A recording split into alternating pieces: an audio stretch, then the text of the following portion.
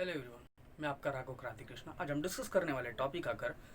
महाराष्ट्र के अंदर क्या चल रही है इस कोरोना वायरस के आउटब्रेक के ऊपर, क्योंकि महाराष्ट्र के कई पॉलिटिकल प्रॉब्लम्स इस कोरोना आउटब्रेक को मद्देनज़र में रखकर हो रही है और इसके ऊपर ज़्यादा ध्यान देंगे। और साथ ही साथ जो कोरोना वायरस के जो जो फ्रंट लाइन बैरियर यानी कोरोना वायरस के जो रोकने वाले जो हीरोज़ है उन लोगों की परिस्थिति कैसे है, और साथ ही साथ महाराष्ट्र के अंदर की जो मजदूर जो जा रहे हैं उन लोगों के, और पूरी तरीके से महाराष्ट्र की ग्राउंड लेवल की रिपोर्टिंग आज हम डिस्कशन कर ही लेंगे इस वीडियो में। वीडियो के अंदर जाने के पहले आप सबसे एक रिक्वेस्ट है, जिन्होंने आपने इस चैनल को अभी सब्सक्राइब नहीं किया अभी तक, वो जरूर सब्सक्राइब करिए और साथ ही साथ बेल आइकन बटन भी प्रेस करिए, क्योंकि मैं अपलोड करने वाली वीडियो आप तक तभी पहुंच सकती है। ठीक है, चलिए टॉपिक के अंदर चलते हैं। सबसे पहले महाराष्ट्र के अगर हम देखेंगे तो महाराष्ट्र की उद्धव ठाकरे जी की जो सरकार है वो सरकार तीन गवर्नमेंट यानी तीन विविध पार्टियों के साथ हेल्प से ही उन्होंने गवर्नमेंट की स्थापना की है। और इस गवर्नमेंट की स्थापना के बाद में कई लोगों ने ये भी सोच रहे थे कि उद्धव ठाकरे जी अच्छी तरीके से लीडिंग कर सकते हैं कि नहीं करके, पर बहुत अच्छी तरीके से लीडिंग कर रहे थे। पर अभी उपस्थित परिस्थिति में कोरोना वायरस के आउटब्रेक के कारण और कोरोना वायरस महाराष्ट्र में कंट्रोल तोड़कर आगे बढ़ रही है, इन सभी चीज़ों का अगर हम देखेंगे तो सच्ची में उद्धव ठाकरे जी के ऊपर एक बहुत ही बड़ा प्रश्न उठ रहा है अभी उपस्थित परिस्थिति में, क्योंकि महाराष्ट्र में सबसे ज़्यादा कोरोना वायरस के केसेस है पूरे इंडिया को कंपेयर करेंगे, क्योंकि 60% के लगभग कोरोना वायरस के केसेस महाराष्ट्र में है। और महाराष्ट्र से सबसे ज़्यादा महाराष्ट्र में मुंबई में 35,000 से ज़्यादा यानी आधा से ज़्यादा यानी 60% लगभग मुंबई के अंदर है। और इन सभी चीज़ों के अंदर कहीं महाराष्ट्र के लीडर्स उद्धव ठाकरे जी के विरुद्ध में है। और हाल ही में अगर हम देखेंगे तो दो एक्स चीफ मिनिस्टर महाराष्ट्र के, उन्होंने महाराष्ट्र के गवर्नर के पास ये जाके रिक्वेस्ट रखे हैं कि गवर्नर पालन लेके आए, यानी केंद्र पालन यानी प्रेसिडेंट रूल को लेके आने की मांग रखी है। और वो दो नेता, एक नारायण राणे और हमारे ex chief minister last chief minister जो थे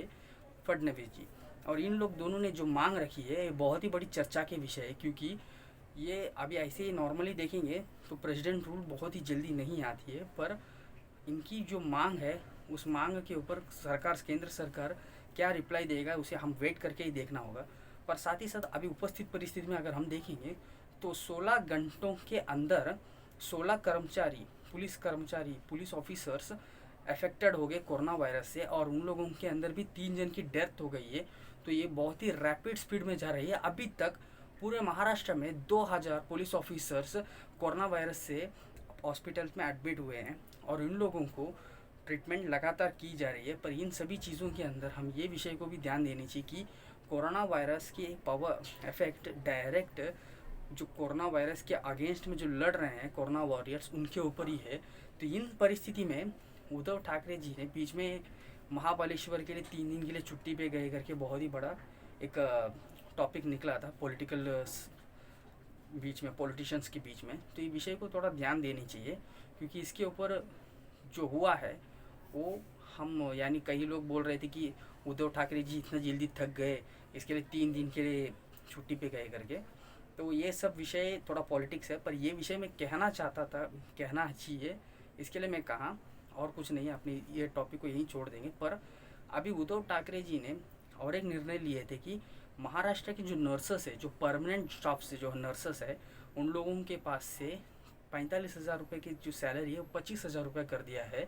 यानी जो नर्सेस जो मेन है, डॉक्टर्स के पीछे नर्सेस होते हैं, यानी डॉक्टर्स जब हेल्प नहीं करते, सपोर्ट नहीं करते, तो नर्सेस ही उस जगह में आके इंजेक्शन वगैरह देती है, पेशेंट्स को ट्रीट करती है। तो उस नर्सेस के ऊपर जो इस तरीके की बर्ताव एक निंदा करने वाली विषय है, क्योंकि अभी उपस्थित परिस्थिति में कहीं नर्सेस को कम रहने के कारण, यानी 2,500 से ज़्यादा नर्सेस महाराष्ट्र के अंदर जरूर कम पड़ रहे हैं। तो उन नर्सेस को पूरी करने के लिए, फुलफिलमेंट करने के लिए केरला से नर्सेस मंगा रहे हैं। इस समय में जो है नर्सेस महाराष्ट्र में, उन लोगों को नाराज करना एक गलत बात है। और नर्सेसों का भी एक आवाज़ है, ये मैं नहीं कह रहा हूँ, नर्सेस कह रहे हैं कि महाराष्ट्र सरकार, उद्धव साहब के सरकार अगर आपको दूसरे कहीं यूज़ के लिए पैसा चाहिए, तो आपके जो पेमेंट आती है यानी आपकी जो पगार आती है, उस पगार से, उस पेमेंट से आप कटिंग करो, आपके मिनिस्टर्स के पास से, आपके एमएल के पास से पैसे वसूलो और आप दूसरे इधर यूज़ करिए, हमारे पेमेंट के अंदर आप हाथ मत रखिए, ऐसे करके एक ओपनली बयान नर्सों के द्वारा दिया गया है कई न्यूज़ चैनल्स में। तो ये विषय ऐसा रखने के बाद कई लोगों के हॉस्पिटल्स में कई लोग, एक व्यक्ति का तो हैंडीकैप का वीडियो भी आया था कि वो कहता है कि मैं हॉस्पिटल में एडमिट हो गया हूँ हॉस्पिटल कोरोना वायरस से, तो उन्होंने क्या किया, क्वारंटाइन भेज दिए 14 दिन के लिए।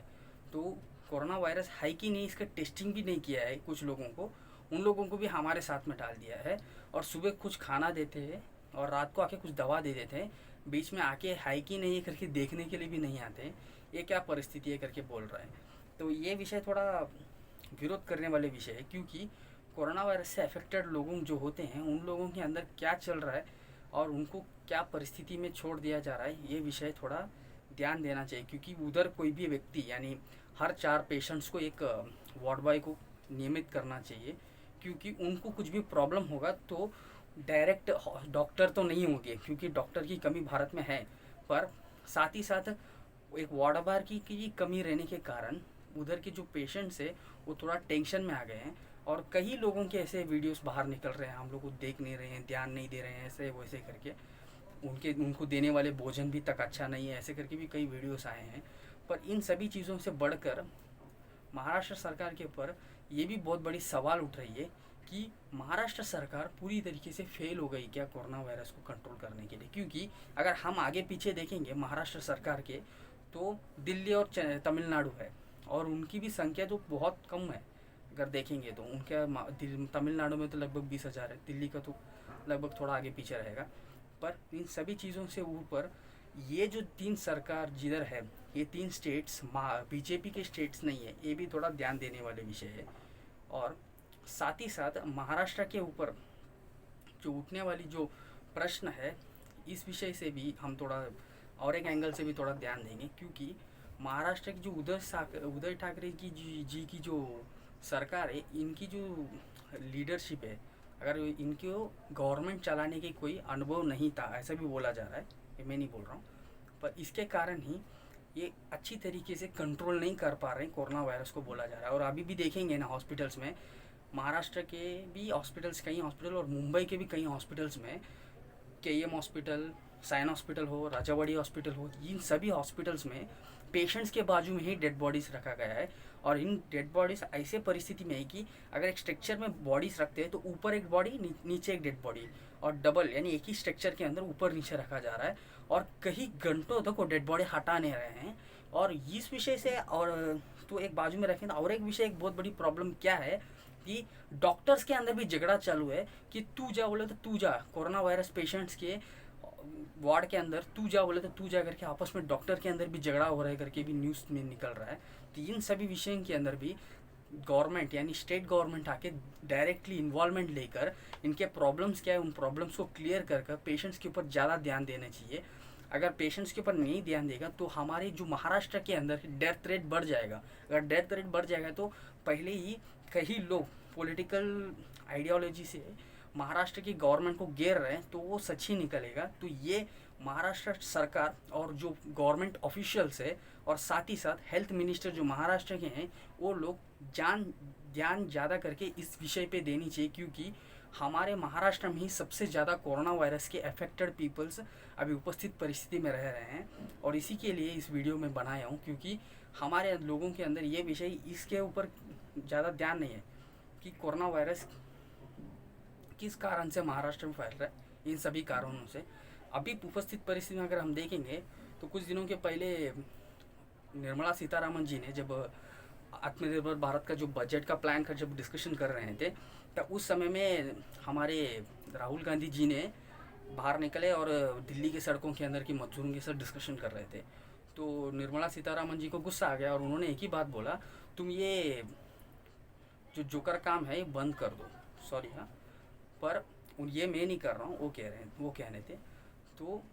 ये जोकर काम बंद कर दो और आपकी जो स्टेट गवर्नमेंट जिधर है, यानी आपकी जो सरकार है स्टेट गवर्नमेंट में, उस स्टेट गवर्नमेंट में जाओ। और खास करके महाराष्ट्र स्टेट गवर्नमेंट में यानी कुछ दिनों के पहले तक भी रेलवे और रोडवेज का परमिशंस गवर्नमेंट ने नहीं दिया था, यानी एक राष्ट्र से दूसरा राज्य में जाने के लिए परमिशन नहीं दिया गया था। पर ये बात निर्मला सीतारामन जी ने बोलने के बाद महाराष्ट्र गवर्नमेंट ने एक बहुत ही बड़ी कदम रखकर कई लोगों को, यानी महाराष्ट्र में रहने वाले मजदूर और कई लोगों की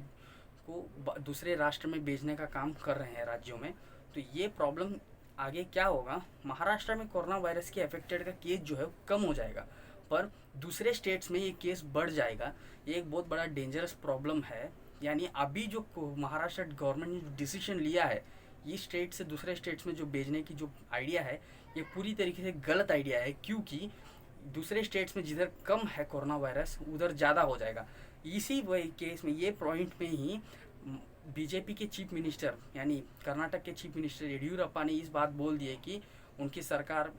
हमारे स्टेट को इन लोग साजिश करके उन लोगों को, यानी विविध राज्यों के कोरोना वायरस पेशेंट्स को हमारे स्टेट्स के ऊपर से लेकर जा रहे हैं, ऐसा वैसा करके कई विषय उन्होंने बोला है। तो हम देखेंगे तो 5 स्टेट्स के भी नाम दिए हैं, 5 स्टेट्स का नाम नहीं बोलूँगा मैं, पर उन लोगों को यानी दूसरे स्टेट्स, यानी अगर समझिए महाराष्ट्र से तमिलनाडु जाना है या केरला जाना है तो आप उस स्टेट से जाइए, मेरे स्टेट के अंदर से मत जाना करके उन्होंने पूरी तरीके से रोडवेज और रेलवेज का ब्लॉकेज कर दिया है। उन्होंने अभी ठीक है हाल ही में तो ये बात बोला है कि रेलवे का तो ठीक है पर रोडवेज से किसी को मैं नहीं भेजूंगा करके उन्होंने ठीक ओपनली रिपोर्ट दे दिया है न्यूज़ में। तो इन सभी विषयों को थोड़ा ध्यान देकर अभी उपस्थित परिस्थिति में कोरोना वायरस के अधिक होने के महाराष्ट्र में इन टाइम पे इस पीरियड में जो लोग हैं महाराष्ट्र के उनको दूसरे स्टेट्स में नहीं भेजना ही एक अच्छा डिसीजन होगा। इस विषय को, इस मुद्दे को मैं आपके सामने रखकर आपके विचार भी हमारे इस चैनल के नीचे कमेंट सेक्शन में कमेंट करिए। आपने इस वीडियो को ज़रूर लाइक करिए और साथ ही साथ जो आपके फ्रेंड्स रहेंगे उनको इस वीडियो को शेयर करिए और साथ ही साथ अपने इस चैनल को सब्सक्राइब करना ना भूलिए। अंटिल देन बाय, आपका राघव क्रांति कृष्ण।